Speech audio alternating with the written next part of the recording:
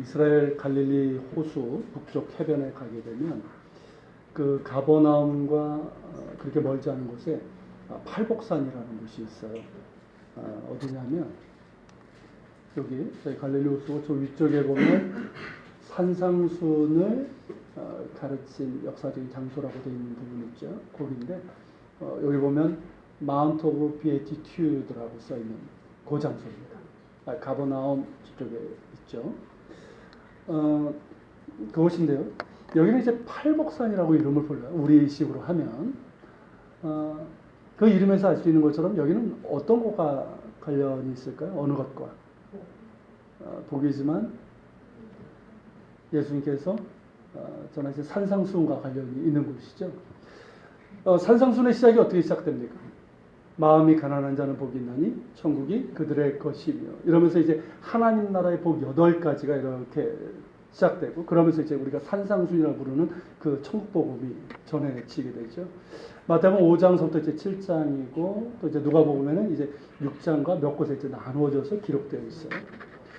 사진에서 보시는 것처럼 이 갈릴리 호수가 보이는 아주 전망 좋은 곳이고요. 그리고 여기에는 이렇게 아주 참 예쁜 교회가 있습니다. 팔복교회라고 하는데 그러니까 이 팔복을 상징해서 안에 들어가면 천장이 이렇게 팔각형으로 되어 있는 곳이에요. 바로 여기가 이제 그 교회에서 바로 내려와서 바라보는 곳인데요. 이렇게 경사져 있어요. 이 아래 경사진 면이 바로 예수님께서 산상순을 전하신 곳으로 전해지고 있어요. 예수께서 산 위에 계시고 사람들은 아래에 계셨다. 근데 사람들은 그곳에서 이런 궁금증을 가져요. 의외로 이런 질문을 제가 많이 받았는데 자, 상당히 많은 사람들이 모였을 것이고 오병이어 때 보면 뭐 5,000명 이상 되는 사람이 모였는데 그러면 꽤 많은 사람이 모였을 텐데 어떻게 그 많은 사람들에게 이 말씀을 전하셨을까 하는 거예요. 지금은 이제 스피커 뭐 이런 음향 기술이 있으니까 어렵지 않게 할 수 있지만 그 당시에는 아니고요. 그렇다고 예수님께서 무슨 큰 목소리로 웅변을 하신 것 같지 않아요. 분위기상 그렇지 않아요. 웅변을 할 수 있는 그런 메시지는 아니에요. 그렇다면 어떻게 그렇게 많은 사람들에게 이 말씀을 전하실 수 있었을까 하는 거죠. 이 질문들을 의외로 많이 합니다. 그것은 뭐냐면 바람의 방향과 관련이 되어 있어요. 여러분들 학교에서 배운 것을 좀 기억하실 필요가 있어요. 자, 바다와 육지에서 아침에 해가 뜨면 어디가 먼저 뜨거워집니까? 육지가 먼저 뜨거워지죠. 육지가 뜨거워지면 뜨거워진 공기는 하늘로 올라가고 그 빈 공간을 바다의 찬 공기가 채우게 되죠. 그러니까 바람의 방향이 어떻게 되는 거예요? 바다서부터 육지로 부는 거죠. 맞죠? 이 해풍이 부는 거예요. 반면에 해질녘에는 어디가 먼저 식습니까? 바다와 육지 중에서? 육지가 먼저 식어요. 그러니까 이제 바람 방향이 어떻게 돼요? 육지에서부터 바다로 이렇게 부는 거예요. 이게 이제 자연의 일반적인 원리인데요.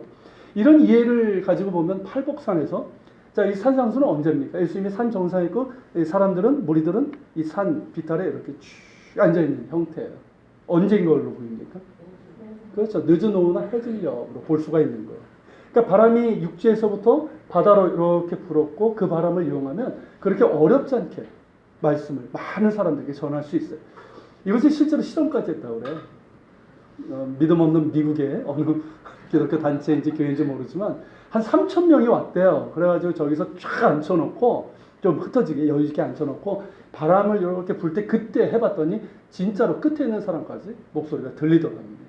크게 소리지를 안 하더라고요. 자, 그렇다면 오늘 본문은 언제일까요? 자, 1절에 보면 우리가 몰려와서 하나님의 말씀을 듣고자 예수님께로 왔고 그때 예수님께서는 게네사렛 호숫가에 서 계셨어요. 일단 예수님께서 갈릴리 여러 회당의 복음을 전하셨고 돌아오셨다는 얘기죠. 그리고 게네사렛 호수라는 얘기는 갈릴리 바다를 얘기하는 다른 이름이에요. 자, 예수님께서 호숫가에 배 두 척이 있는 것을 보시고 그 중에 배 하나에 오르셨고 육지에서 조금 떨어지게 하시고는 하나님 나라의 복음을 전하셨어요. 이때에도 무리가 왔다고 하니까 무리라고 그랬잖아요. 꽤 많은 사람들이 왔고 이 가버나움은 이 해변가잖아요. 그래서 이렇게 완만한 곡선을 이루고 있어요. 자, 그런 상황에서 어떻게 육성으로 말씀을 전하셨을까 하는 거죠. 역시 바람과 관련이 있어요. 언제일까요? 이때는 언제일 것 같습니까? 오전 혹은 낮이에요. 그러니까 이전에 보면 어부들이 배에서 나와서 그물을 씻었다고 했는데 이건 언제입니까? 아침이죠. 왜냐하면 낮에는 물고기들이 깊이 숨어서 별로 없고 주로 이제 해질 때부터 이렇게 활동을 하니까 이 갈릴리 호수의 어부들은 주로 이제 밤에 저녁 되면 그때 이제 고기잡이를 나갔단 말이죠. 그러니까 이제 어부들이 배를 정박해 두고 그물을 싣고 있다는 것은 오전이나 낮으로 볼 수가 있어요. 그럼 바람 방향이 어떻습니까? 바다에서 육지로 부는 거죠. 그래서 바다에서 육지로 부는 거예요. 그 바람을 이용하면 굳이 목소리를 크게 하지 않아도 쉽게 말씀을 전할 수 있어요. 실제로 여러분 바람이 그렇게 많이 안 불어도요. 배를 조금만 육지에서 이렇게 띄워놓잖아요. 그러고 얘기를 하면 육지에서 하는 것보다 훨씬 더 멀리 소리가 나갑니다. 그러니까 예수님께서 이러한 자연적인 현상 그리고 지리적인 어떤 이점 그리고 배 한 척 이것을 이용하셔서 적절하게 이용하셔서 하나님 나라 복음을 전하신 거예요. 여기서 우리는 예수님의 지혜를 보게 되는 것이죠. 그러니까 만물을 주신 창조주로서의 지혜입니다. 그리고 여기에서는 보다 더 큰 목적이 있어요. 그게 뭐냐면 시몬을 비롯한 일단의 제자들을 부르신 겁니다. 자, 3절에 보면 예수님께서 오르신 배는 누구의 배였다고 그럽니까? 시몬의 배였어요. 여기서 시몬은 시몬 베드로를 말합니다. 베드로의 원래 이름이 뭔지 아십니까? 본명이 뭔지 아세요? 우리 베드로가 본명인 줄 아는데 베드로는 본명이 아니에요. 예수님께서 주신 이름이에요. 뭔지 아십니까? 요한복음 마지막 장에 나오죠. 예수님께서 베드로라고 안 부르시고 그때는 요한의 아들 시몬아 이렇게 불러요. 벤 요한은 시몬. 이게 이제 원래 이름이었어요. 이게 원래 이름이에요. 그 당시에 성이 없으니까 누구의 아들 시몬 이게 이름이 되는 거예요. 근데 예수님께서 나중에 이제 케이파 성경 개바로 나오고 히브리어는 이제 개바인데 우리 성경에는 헬라어로 뭘로 나옵니까? 베드로, 원래는 페트로스죠. 이거로 나오죠. 이게 언제 주어집니까? 가이사랴 빌립보에서 너희는 나를 누구라 하느냐 그렇게 물으셨을 때 베드로가 주는 그리스도시요 살아계신 하나님의 아들이십니다라고 고백했을 때 반석과 같은 신앙 고백을 의미하는 의미에서 너는 케이파, 페트로스다, 바위다 이런 의미에서 새로운 이름을 주신 거예요. 그래서 우리가 이제 시몬 베드로라고 그렇게 부르게 된 거죠. 자, 이때는 아직 이제 이름을 불러지기 전이고 그래서 이제 나오는데요. 그러니까 오늘 이 본문은 뭐냐면 시몬 베드로를 비롯해서 몇 명의 이제 제자들이 예수님의 제자로 부르심을 받은 이야기이기도 합니다. 그렇기 때문에 이제부터는 여러분들이 시몬 베드로의 입장에서 이 이야기를 볼 필요가 있어요. 여러분 자신이 시몬 베드로라고 생각하고 약간의 좀 상상력을 발휘하면서 이 이야기를 좀 들을 필요가 있다는 거죠. 자, 우선 생각해 볼 것은 시몬 베드로는 예수님을 이날 처음 만났을까요? 아니면 그 이전에도 만났을까요? 자, 앞장에 보면 어떤 사건이 있었죠? 가버나움에 베드로의 장모의 집에 예수님께서 들어가시게 되고 거기서 장모의 열병을 고치시게 되죠. 근데 그때 베드로가 옆에 있었다는 기록은 없어요. 그리고 이제 그 사건과 오늘 본문 사이에 시간 간격이 얼마나 되는지는 모르지만 예수님과 개인적으로 만난 것은 오늘 이 본문이 처음인 것 같아요. 왜냐하면 장모의 열병을 고치고 나서 사람들이 어떻습니까? 많은 병자들이 몰려들었죠. 그리고 예수님께서는 병자들 고치시고 그러고 정신이 없으셨어요. 그리고 다음날 날이 밝자 한적한 곳으로 나가셨고 가버나움 사람들이 예수님 떠나지 말라고 간청을 했지만 예수님께서 뭐라고 하셨습니까?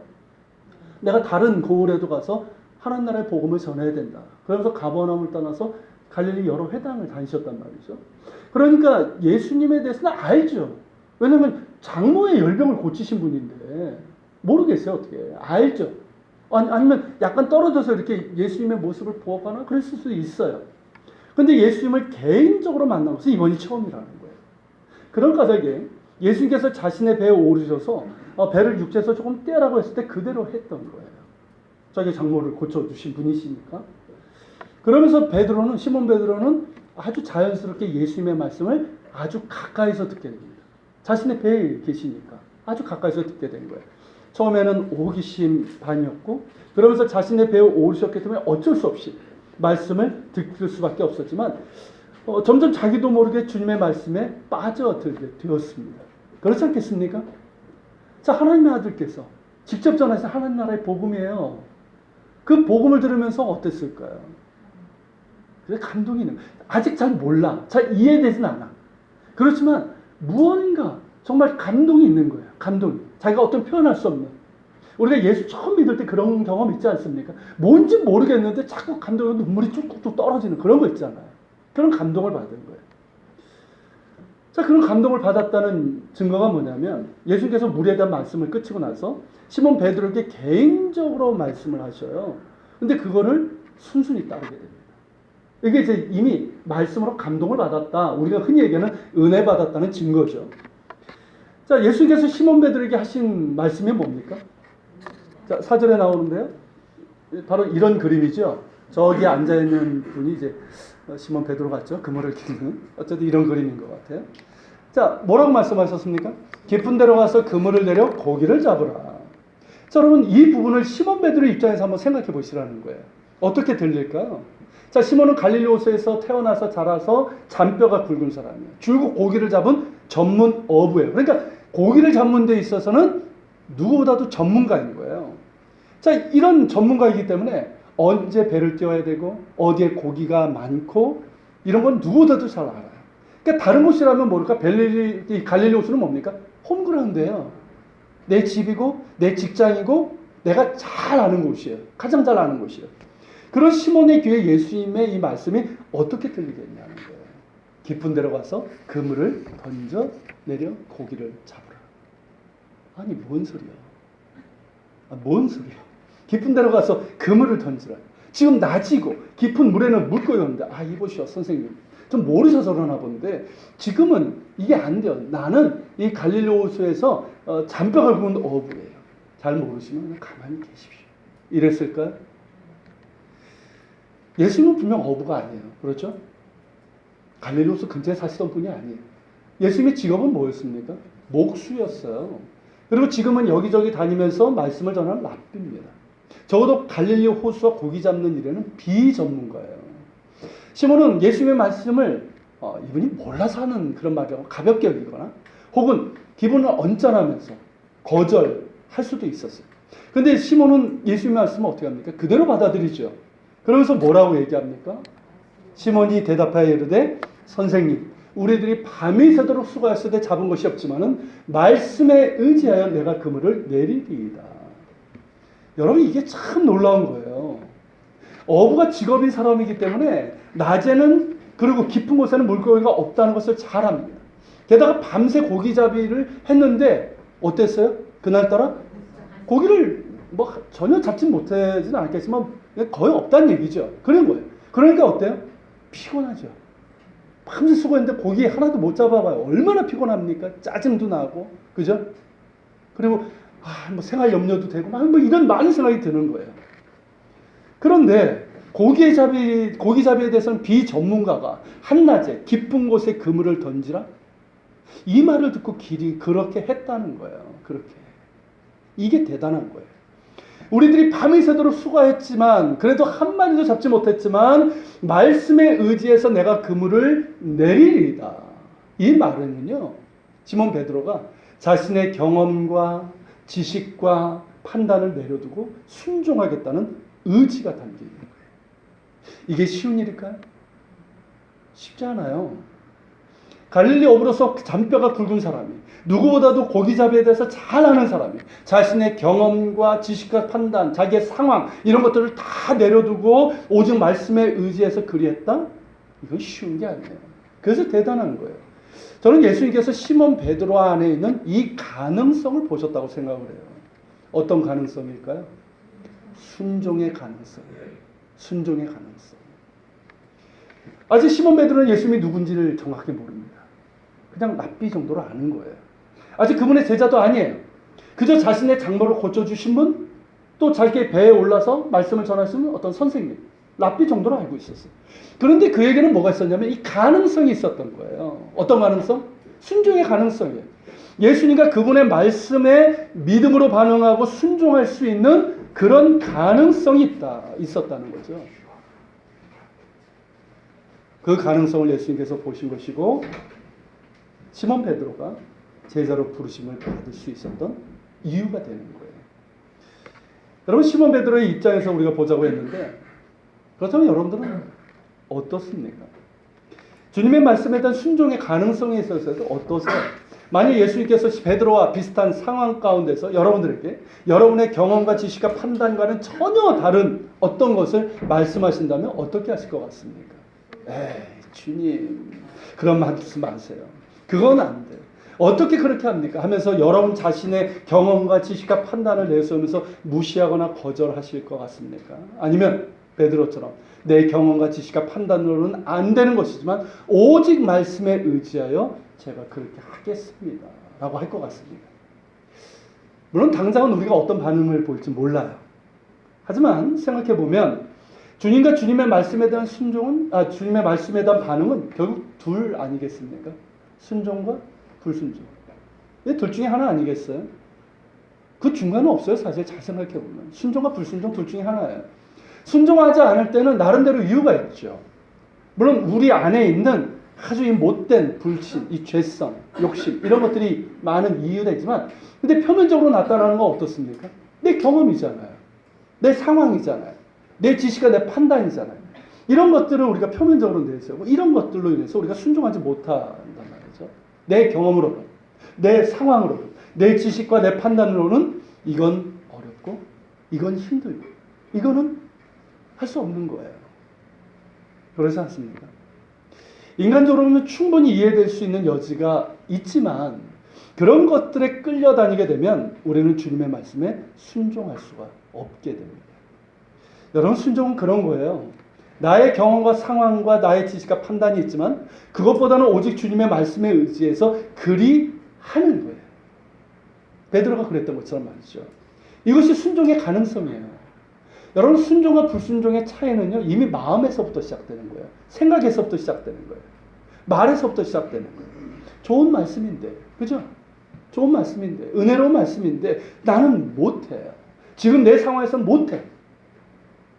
내 판단으로는 이건 힘들어. 라고 생각하고 말할 때, 순종의 가능성은 사라지고 마는 거예요.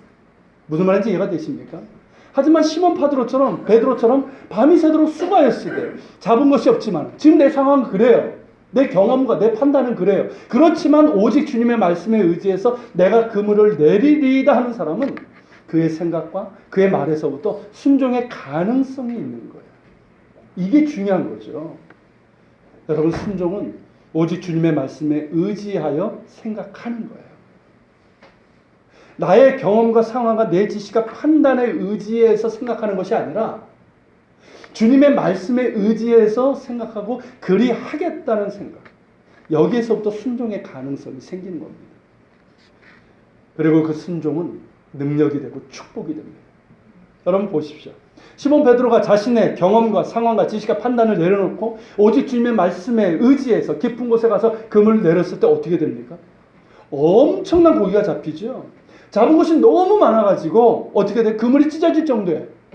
그러니까 어떻습니까? 옆에 있는 동료, 그렇게 뭐 멀리 나간 건 아니에요, 사실은. 옆에 있는 동료, 그러니까 야고보와 요한이죠. 그들을 불러다가 그걸 나눴어요. 나눴는데 두 배가 가득 차가지고 배가 잠길 정도가 되었다는 얘기예요. 그렇게 엄청난 물고기가 잡고 왔어요. 당시에 어선의 크기가 한 9m 정도 됩니다, 길이가. 그렇게 작은 배는 아니에요. 한 번의 그물질로, 딱 한 번의 그물질로 이렇게 엄청난 만선의 기쁨을 얻은 거예요. 이른바 뭡니까? 대박이죠. 대박을 친 거예요. 여러분, 순종은 반드시 은혜로 오고 축복으로 옵니다. 놀라운 하나님의 일하심을 보게 되고요. 함께 하심을 보게 되는 거예요. 그래서 순종이 능력이다라고 하는 거예요. 그 생각 속에 있는 순종의 가능성이 놀라운 하나님의 은혜로 임하게 되는 거예요. 여러분 안에 순종의 가능성을 키우십시오. 순종의 가능성을 키우세요. 하나님과 그분의 말씀 앞에서 여러분들의 경험과 상황, 여러분들의 지식과 판단 내려놓고 오직 말씀에 의지해서 따라보지 않은 순종의 가능성을 키우십시오. 생각에서부터, 그 마음에서부터, 말에서부터 순종의 가능성을 키우세요. 그리고 실제로도 순종이 되게 하십시오. 하나님의 놀라운 은혜와 축복이, 능력이 함께 하실 것입니다. 자, 다시 시몬 베드로 입장에서 돌아가 보도록 합시다. 자, 주님의 말씀에 순종했더니 엄청난 대박을 쳤어요. 자, 이런 상황에서 그의 반응은 어떠해야지 정상일까요? 일단 기분 좋죠. 그죠? 안 좋아요? 뭐 베드로 입장에서 좀 생각하시라니까요. 기분 좋죠. 째지죠. 얼마나 기분 좋아. 전날 완전히 꽝 쳤단 말이에요. 근데 오늘 대박인 거예요. 횡재. 그러니까 얼마나 좋아요. 그리고는 주님을 붙잡고 덕분에 제가 고기를 엄청 잡았으니까 앞으로 2대8. 예수님이 이기자. 좀 적으신 것 같으면 3대7. 그것도 적은 거 아니에요. 이렇게 같이 동업하면 어떨까요? 이러면서 예수님을 붙잡고 어떤 사업 제안을 했을 수도 있어요. 사실 이게 정상적인 반응 아닐까요? 근데 시몬은 어떻게 합니까? 8절에 보면 이를 보고라고 했어요. 뭘 본 겁니까? 자, 예수님의 말씀대로 했더니 2배 가득 차고 잠길 만큼 엄청난 고기가 잡힌 것을 보고 그렇게 반응했다는 거예요. 그게 뭡니까? 그게 이제 8절인데요. 시몬 베드로가 이를 보고 예수의 무릎에 엎드려 이르되 주여 나를 떠나소서 나는 죄인이로소이다. 이 반응을 했다는 거예요. 그 엄청난 일을 걷고 덩실덩실 춤을 추면서 예수님을 붙잡고 내가 이분을 놓치면 안 돼. 이분은 대박이야. 이분 놓치면 안 돼. 이러면서 뭔가를 해보려는 생각이 아니라 주님 앞에 엎드려서 뭐라고요? 주여 나를 떠나소서. 나는 죄인으로서이다. 이랬다는 거예요. 여러분 상황에 전혀 맞지 않는 베드로의 반응입니다. 여러분 이에 대해서 어떻게 생각하십니까? 베드로는 과연 뭘 본 걸까요? 물고기를 봤다는데 물고기 속에서 뭘 봤을까요? 그 엄청나게 잡힌 물고기 속에서 그는 뭘 봤길래 이런 반응을, 이런 고백을 하는 걸까요? 여러분 2배를 가득 채운 물고기는 단순한 횡재가 아니라 하나님의 능력인 거예요. 한낮이 깊은 곳에 물고기가 없다는 건 누구보다도 잘 압니다. 비록 예수님의 말씀에 의지해서 그물을 내렸지만 많은 물고기를 잡을 것을 기대하지 않았어요. 몇 마리 잡으면 다행이고 그래도 장모를 고치신 분이고 내가 말씀에 어쨌든 감동을 받았으니까 거기서 거절할 수 없잖아요.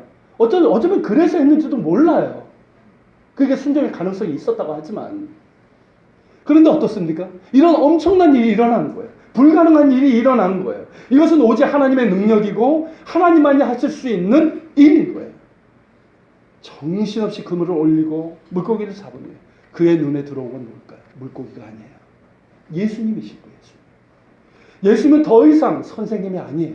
랍비가 아니에요. 누구십니까? 그분은 주님이신 거예요. 주님이신 거예요. 하나님의 아들이신 거예요. 영안이 열린 거예요. 영안이. 주님께서 행하신 일들을 보면서 주님이신 것을 깨닫게 된 거예요. 여러분 예수님이 누구신지를 알게 되었고요. 또한 베드로는 자신이 누구인지도 깨닫게 됩니다. 예수님이 주인이시죠. 주님 앞에 서 있는 나는 누굽니까? 주님 앞에 있는 나는 죄인인 거예요. 아십니까 여러분? 이게 주님을 보게 될 때 깨닫게 되는 은혜예요. 그러니까 어떻습니까? 주님 앞에 서 있을 자격이 없죠. 그러니까 뭐라고 고백할 수 있습니까? 이 말밖에 없는 거예요. 주님, 나를 떠나소서. 나는 죄인입니다. 이 고백밖에 할 게 없는 거예요. 영안이 열려서 주님이 누구신 줄 보고 내가 죄인인 줄 깨달으니까 이 고백밖에는 뭘 할 수 있겠어요? 여러분, 바로 이것이 영안이 열려서 예수님을 만난 사람의 표징입니다. 그리고 이것은 지금도 동일해요. 성령의 역사로 예수님을 나의 주님으로 믿고 고백하게 된 성도가 경험하는 첫 번째 은혜가 뭔지 아십니까? 십자가를 보면서 예수님을 십자가에 못 박은 자신을 보게 되는 거예요. 이게 첫 번째 은혜예요. 그전까지는 나랑 상관없는 십자가예요. 아무리 교회를 다녀도 나랑 상관없어, 십자가는. 근데 그 십자가가 어떻게 됩니까? 내가 바로 하나님의 아들 예수 그리스도 십자가에 못 박은 죄인인 거예요. 이것을 깨닫게 되는 거예요. 내가 얼마나 흉악무도한 그런 죄인인지를 깨닫게 되는 거예요. 전율이 느껴질 만큼 그 죄인됨을 느끼는 거예요. 그래서 은혜를 받으면 자신의 죄인됨을 고백하고 통회하며 자복하는 역사부터 일어나게 됩니다. 이것이 진정으로 예수님을 만난 사람의 표징인 거예요. 여러분 어떠십니까? 여러분들 그 표징이 있으십니까?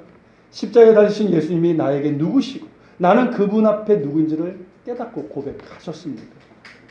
입으로만 주여가 아니라 베드로가 그랬던 것처럼 주여 나를 떠나소서 나는 죄인입니다라는 이 통렬한 회개가 있었습니까?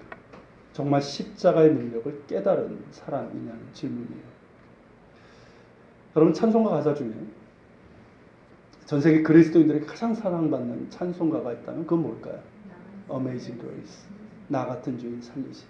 이 찬양이에요. 그렇죠? 근데 이 찬양의 뭐 곡은 뭐 누가 있는지 몰라요. 뭐 영국의 어떤 민요였다는 얘기도 있고요. 근데 이 찬양의 가사는 누군지가 분명히 기록되어 있습니다. 누구냐면 이 존 뉴턴이라는 분이에요.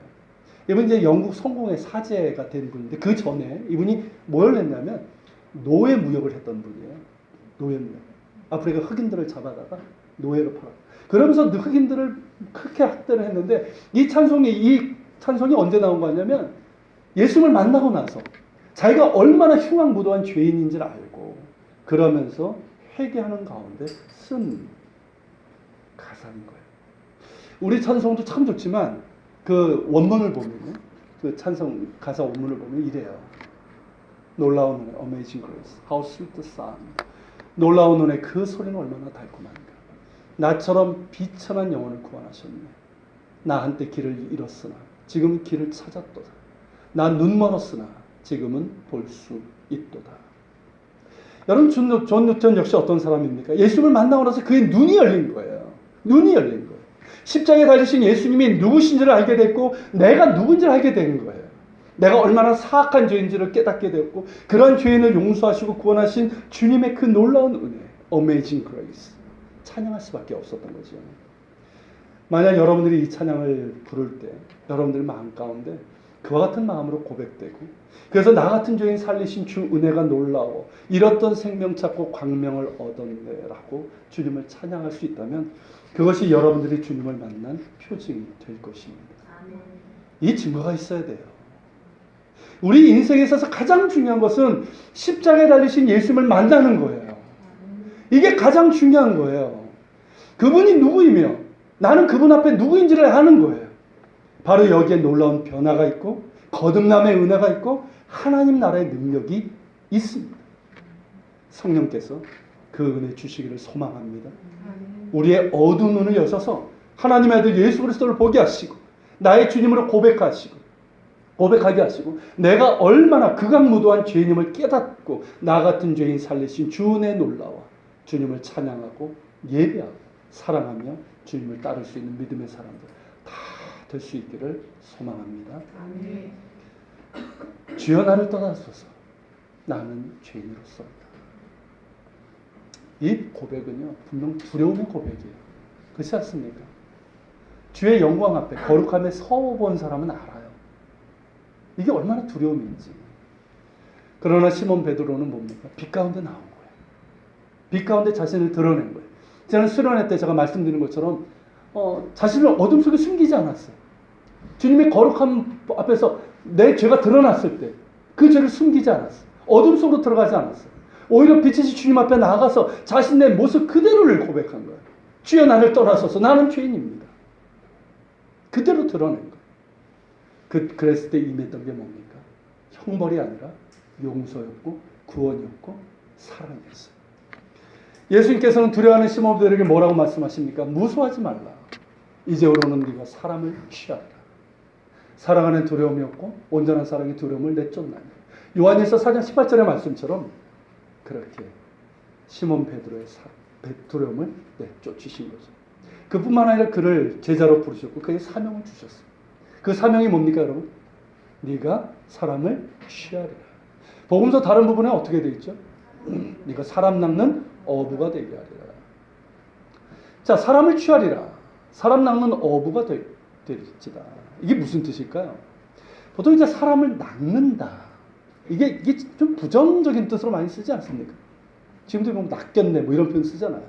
별로 좋은 뜻으로 쓰지 않아요. 그러니까 실제로 이 원문을 보면 그 뜻이 뭐냐면 헬라어 단어인데 조그레오라는 단어인데 이게 뭐냐면 사람들을 위험으로부터 구해서 살린다는 뜻이에요. 이해가 되십니까? 그러니까 사람들을 낚아가지고 자기 입속을 채운 그 뜻이 아니라 사람들을 위험으로부터 구해내서 살린다는 뜻이에요. 그게 사람 낚는다는 뜻이에요. 그러니까 사람 낚는 어부가 되게 하겠다는 그것은 무슨 뜻입니까? 죄와 사망으로부터 지금 위험에 있잖아요. 그 사람들을 구해내서 살리는 사람이 되게 하겠다. 이 엄청나고 거룩한 사명을 주님께서 주신 거예요. 여러분 이 부르심에 대해서 시몬 베드로가 어떻게 반응합니까? 이게 또한 중요한 거예요. 사람을 납득하냐? 저는 고기로 충분해요. 저는 못합니다. 고기로 충분합니다. 그러니까 고기 잘 잡는 법만 알려주세요. 이랬을까요? 아니면 주님 그렇게 하겠습니다. 근데요, 제가 좀 해야 될 일이 있어요. 좀 정리해야 될 게 있습니다. 지금 이 배도 정리해야 되고요. 제가 가장이니까 좀 집안 살림도 좀 돌봐야 되고 이런저런 좀 하고 좀 나중에 좀 할게요. 이랬습니까? 그러지 않았죠. 11절에 보면 어떻습니까? 이렇게 나오죠. 그들이 배들을 육지에 대고 모든 것을 버려두고 예수를 따르니라. 이 말씀처럼 시몬 베드로는 물론 그와 동업했던 누구? 야고보와 요한도 머뭇거리지 않았어요. 그냥 육지에 대고 모든 것을 버려두고 자기 배예요. 여러분 지금도 여러분 자기 배가 있다는 건 엄청난 재산인 거예요. 자기 배를 버려두고 예수를 따른 거예요. 참 놀라운 일이죠. 어떤 분이 이런 얘기를 해요. 예수님은 우리의 우선순위를 바꾸신다. 예수님은 우리의 우선순위를 바꾸신다. 이게 무슨 말인지 이해가 되십니까? 예수님을 만나면 예수님이 정말 나의 주님이시고 나 같은 죄인 살리신 주의 은혜를 알게 되면 우리의 우선순위가 바뀐다는 뜻이에요. 그렇죠? 여러분 우선순위라는 게 뭡니까?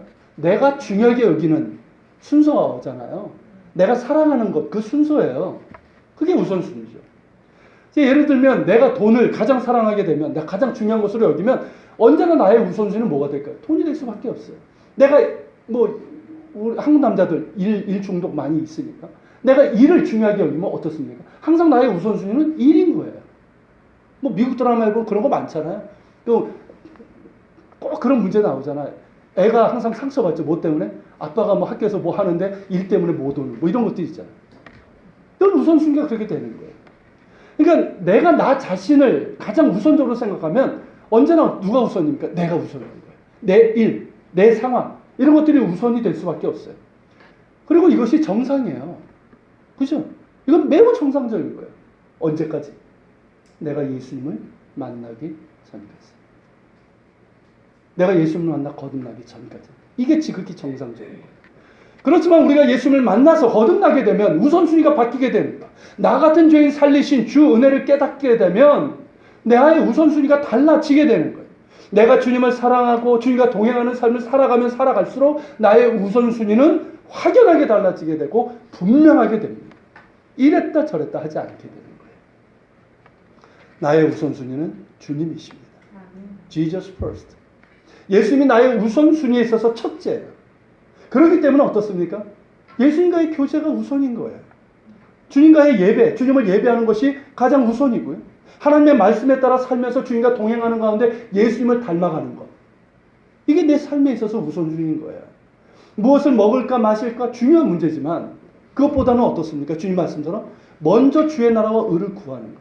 우선순위가 바뀌게 되는 거예요. 그뿐일까요? Others second, yourself third. 다른 사람들보다 누가 먼저예요? 다른 사람들이 나보다 먼저. 그전까지는 누가 퍼스트였습니까? 내가 먼저죠. 근데 이제 바뀐 거예요. Jesus first. 그죠? Others second, yourself third. 이렇게 바뀌는 거예요. 그러니까 이웃사랑을 실천하는 그런 사람이 된다는 거예요. 이게 놀라운 변화 아닙니까?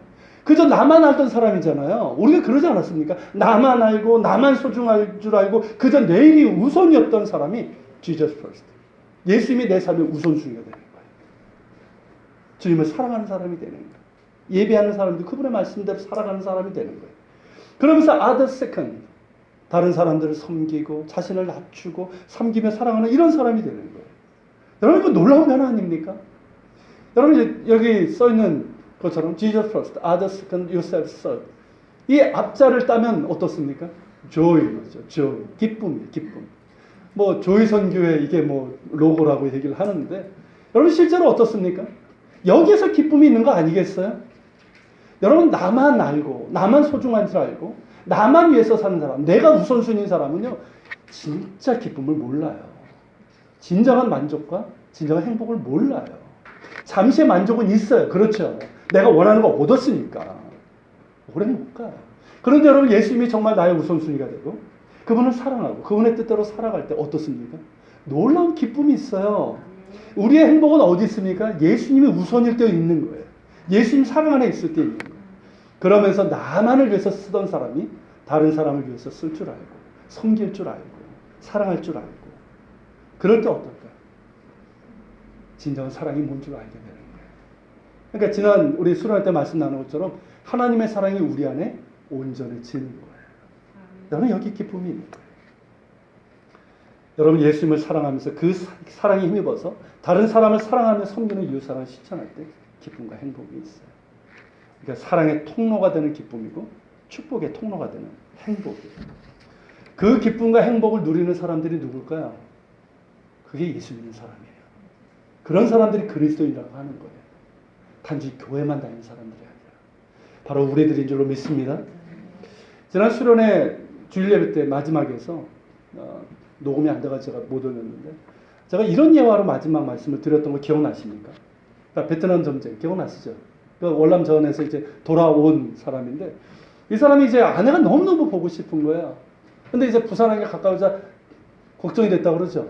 너무 많은 사람들이 모인 거예요. 저 많은 사람 중에 아내를 어떻게 찾을 수 있을까? 근데 약속한 게 뭐였죠? 손수건 흔드는 거. 근데 가까이 보니까 어때요? 죄다 손수건을 흔들고 있었죠. 그런데 부산항에 딱 정박하자 어땠어요? 한눈에 아내를 찾았어요. 어떻게 그렇게 될 수 있을까요? 사랑하면 보여요. 맞죠? 사랑하면 보여요. 내 눈에 너만 보여. 그 말처럼 사랑하면 보이는 거예요. 사랑하면. 여러분 우리가 주님을 사랑하면 주님이 보이는 거예요. 이해가 되십니까? 내가 주님을 사랑하면 내가 일상을 살아가면서 내가 어디에 있든 어떤 일을 하든 주님이 보이는 거예요. 주님이 생각나는 거예요. 뭐 말씀에는 예수를 바라보라, 예수를 생각하라 하지만 여러분 우리가 주님을 사랑하면 내가 어디에 있든 무슨 일을 하든 예수님이 생각나는 거예요. 내가 좋을 때든 내가 힘들 때든 어디에 있든 주님이 보이는 거예요. 사랑하면 보이는 거예요. 주님께서도 마찬가지죠. 아니 주님 눈에는 늘 우리가 보입니다. 주님께서 우리를 사랑하시기 때문에. 그렇죠?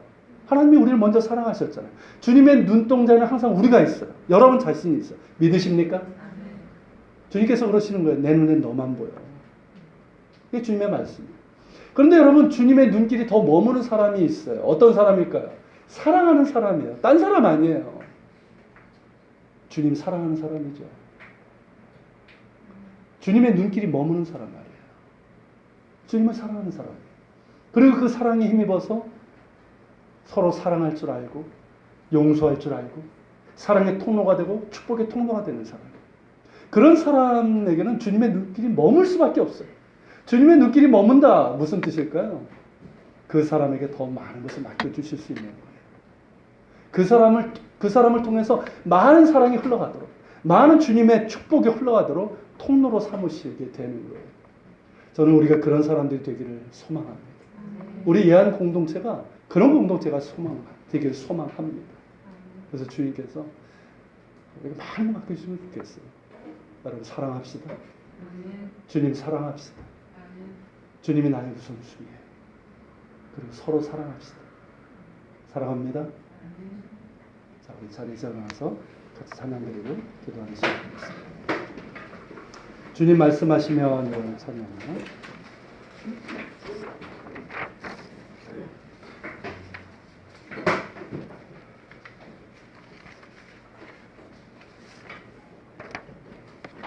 피아노 해주세요.